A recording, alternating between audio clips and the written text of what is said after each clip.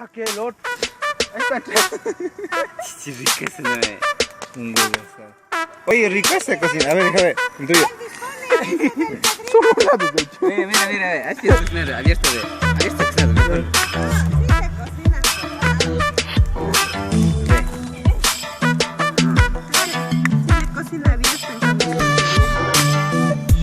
Pero bien está eso, Este está crudo. Un lado está cocinado. Tienes que darle la vueltita. Entonces tiene que estar bastante cerca para que se cocine. Claro. Entonces, el palo está bien, pero hay que acercarle y dejarle un buen rato. Saca hoy, ya sabes el tuyo hoy. Sí. Claro. Es todo un problema, pero sí.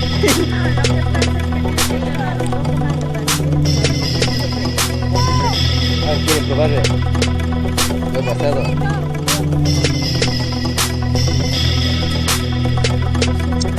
Claro, adentro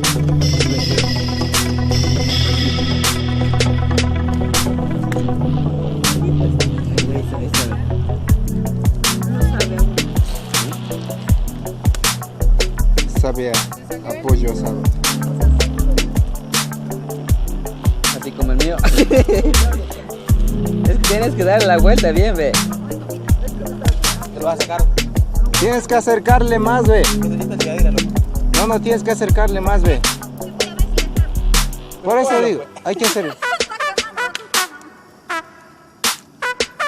Si no la acercas más, va a estar crudo como el del Elvis, ve. No, este no está abierto, se cocina más rápido, ve. Sí,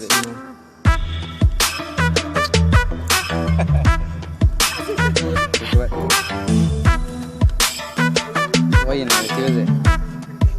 Se ha quemado por adentro. Sí, ponle, ve. Es que eso va a empezar a hervir, ve. Y de ahí de una se hace loco.